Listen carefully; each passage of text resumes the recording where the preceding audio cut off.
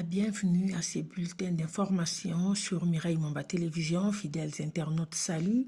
Ouvrons ces bulletins avec la République démocratique du Congo qui déclare ne plus s'attendre à recevoir cette semaine le premier lot de vaccins contre le mpox comme prévu précédemment.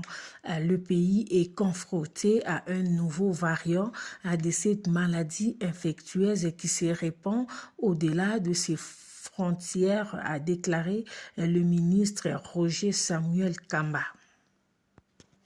La coopération Cameroun et les États-Unis financent plusieurs projets dans le domaine de la santé au Cameroun à travers l'Agence américaine pour le développement international USAID. L'un de ces programmes est mis en œuvre depuis la fin de l'année dernière avec comme objectif un approvisionnement durable en médicaments contre le VIH-Sida et l'amélioration des délais des livraisons dans les formations sanitaires. L'impact est depuis lors perceptible auprès de personnes vivant avec le VIH-Sida comme à Douala dans la région du littoral. La recrudescence du mpox en Afrique qui touche de plein fouet la République démocratique du Congo, mais aussi le Burundi, le Kenya, le Rwanda et l'Ouganda, à l'apparition de nouveaux variants 1B, ont poussé l'Organisation mondiale de la santé à déclencher le 14 août son plus haut degré d'alerte au niveau international.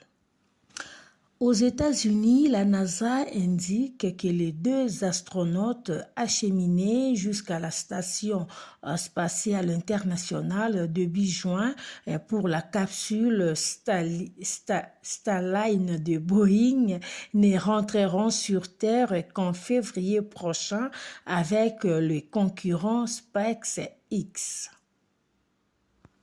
Au Burkina Faso, l'évêque de Kaya s'est dit profondément touché par la récente attaque meurtrière perpétrée à Barsalogo et qui a coûté la vie à plus de 100 habitants de cette commune rurale. Il appelle les fidèles à rester forts et prévoit une journée de deuil diocésaine pour honorer les victimes. L'Espagne et la Mauritanie ont annoncé un renforcement des liens de coopération pour lutter contre le passeur des migrations illégaux vers l'Europe et favoriser la migration légale.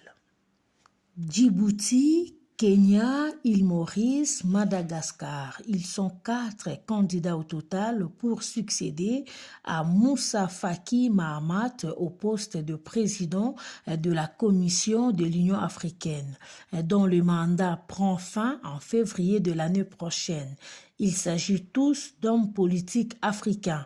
Les Djiboutiens Mahamoud Ali Youssouf, les Kenyans Raila Odinga, le Mauricien Amil Gayane Amandrato et le Malgache Richard Randriamadrato, de prétendants qui ont d'ores et déjà entamé leur campagne.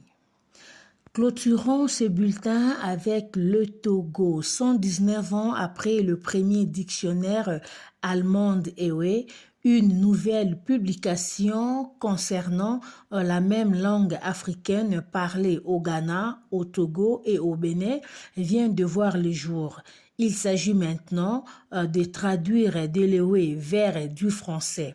Ce livre d'un Togolais est le document à la particularité de relancement, le débat sur l'importance de la langue maternelle dans le processus d'apprentissage en Afrique.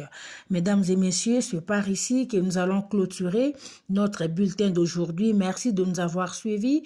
Si c'est pour vous la toute première fois de nous découvrir, je vais vous demander de commencer par vous abonner et surtout n'oubliez pas d'activer la cloche de notification pour ne manquer aucune de nos nouvelles vidéos. Pour toute informations, n'hésitez pas de nous contacter via le numéro WhatsApp qui est affiché sur vos écrans. D'ici là, portez-vous bien. Salut.